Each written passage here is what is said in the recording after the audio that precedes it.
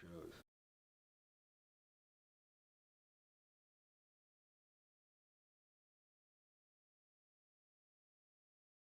I remember yesterday more. I it was it was my golden age of television, uh, and but I'm looking at dramatic television today and thinking this is the golden age of dramatic television.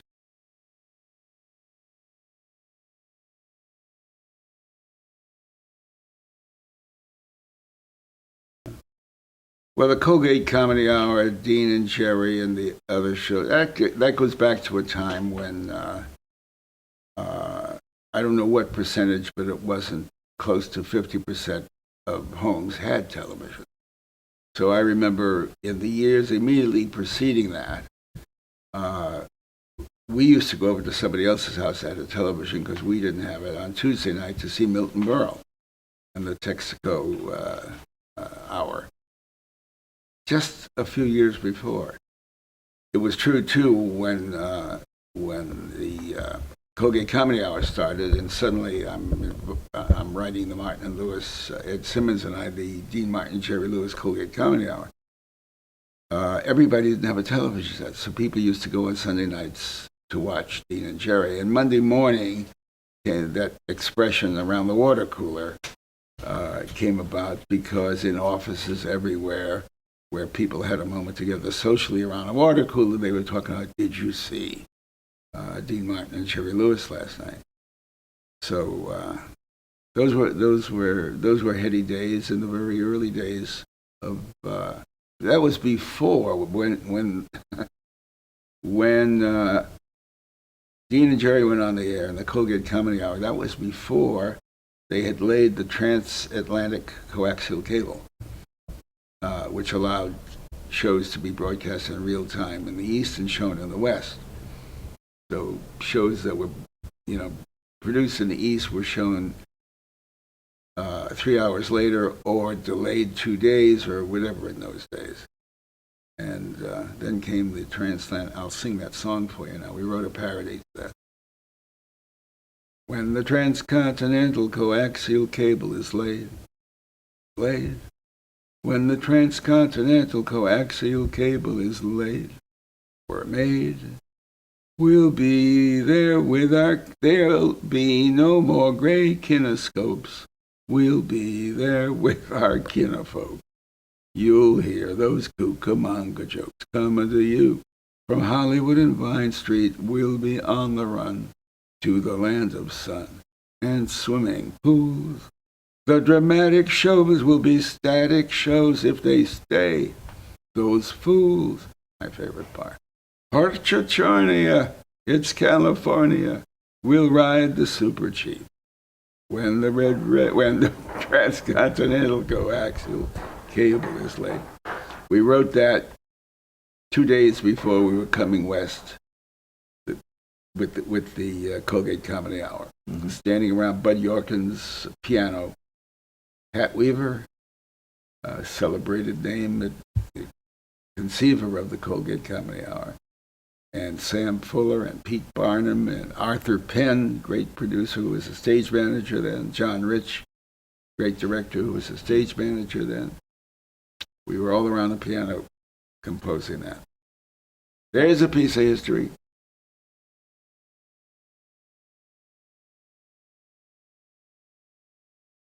I don't remember. Might have been.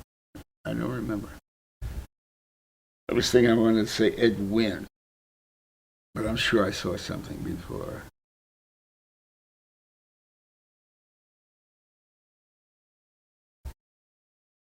Well, I'm very happy to talk about that. That's very easy. Uh, I was scared as a little boy, 9 years old, by Father Coughlin. My father gave me a crystal radio set, and that's with little headphones, a little crystal, and the little cat's whisker, and you picked up signals on the crystal. And in bed one night, I heard or afternoon, I don't know, I caught Father Coughlin. who was a priest broadcasting out of Detroit, and viciously anti-FDR, pro-Nazi, I mean pro-Hitler. This is obviously before the war, and viciously anti-Semitic. And as a Jewish 9-year-old kid, it was when I learned that there were people who didn't like me simply because I was born into another religion. So I carried that with me. I was a kid of the Depression. My parents couldn't send me to school, couldn't afford to send me to school. I won a scholarship in the American Legion National Oratorical Contest, speaking about that, speaking about the Constitution and why I loved it so, because it was my all people being equal, justice being equal, religious freedom, etc., etc. So I always had a nose for the off-center in public religion. And when in 1980 and 1979, the televangelists, the fundamentalists, Pat Robertson, Jerry Falwell, Jimmy Swaggart, so forth, started to proliferate across television, I got scared. I'm scared for not just scared for me, scared for my country. This was politics and religion. That was the way I read my Constitution. And I could hear the hatred, disunion they were spreading. Anyway, so I set about to do a film called Religion to savage that comedically, the way Padachevsky savaged television when he did Network. And I was on my way to getting that script done when one morning I heard Jimmy Swaggart invite his congregation, or ask his congregation, to pray for the, quote, removal of a Supreme Court justice. That did it. That was my born-again American moment. I told my partners I was stepping out of television. I had to do something.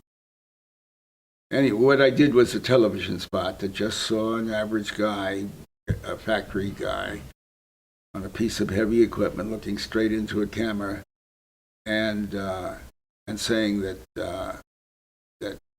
he sits around the kitchen table with his wife and kids. They talk politics and they disagree about everything.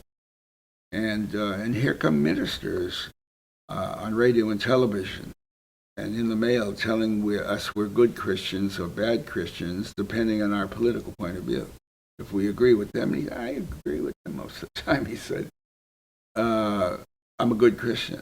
But my wife, who I know is a better Christian than I am, doesn't agree with me. He wound up saying, there's got to be something wrong when anybody tells you you're a good or a bad Christian, depending on your political point of view. That's not the American way, he said.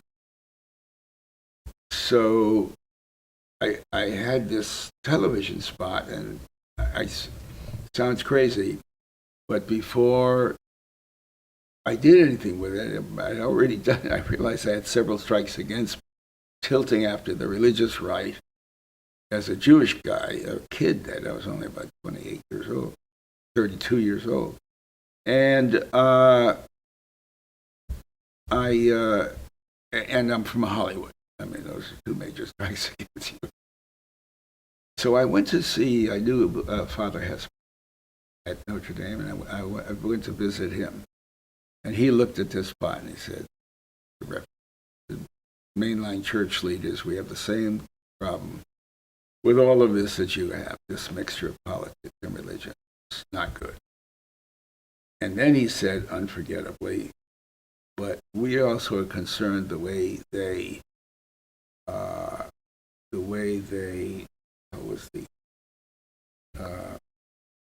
torture Scripture.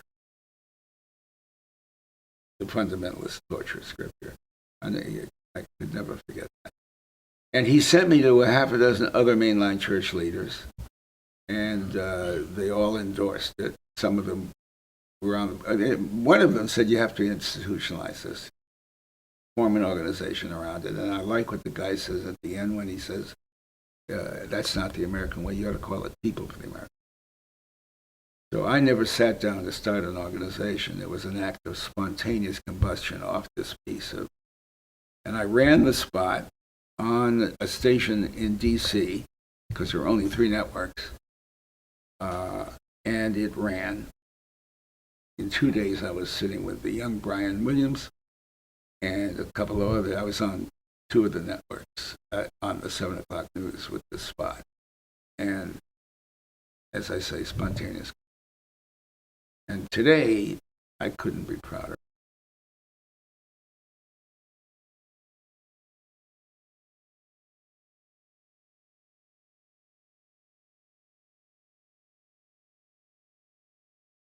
Well, I'll accept that it was my influence. It wasn't my work. Because we were dealing with what people deal with in their lives. We were just reflecting what was going on in our world.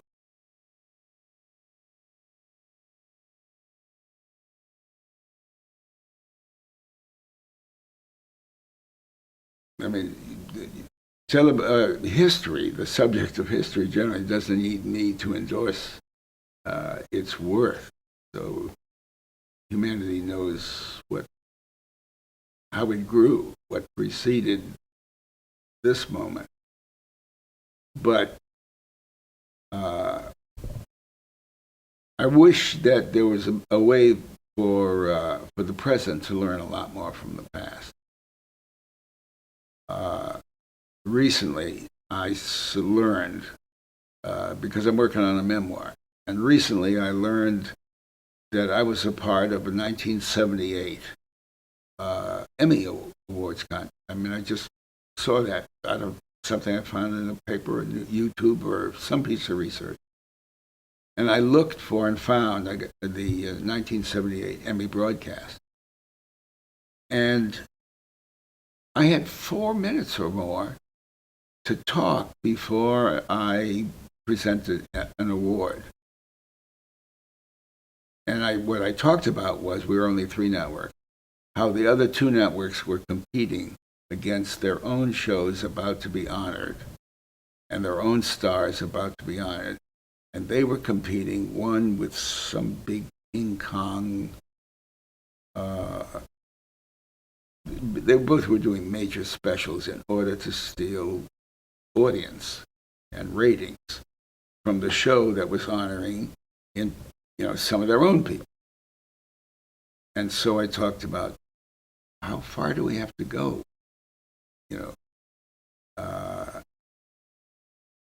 In this winning and losing, everything is winning. There's no such thing as succeeding at the level of doing your best. I mean, the other 2 networks are fighting this network for honoring them. There's something wrong with that. We're teaching and in any event, all I'm trying to point out was there was a time when television gave us much more content. It allowed time and people, as a consequence, were not screaming at each other and pretending to be a news broadcast, as we see today. So if there was a way, for the present to take a deep breath and look into the past for what it might learn, it would be, and maybe the museums can find a way to help us do that.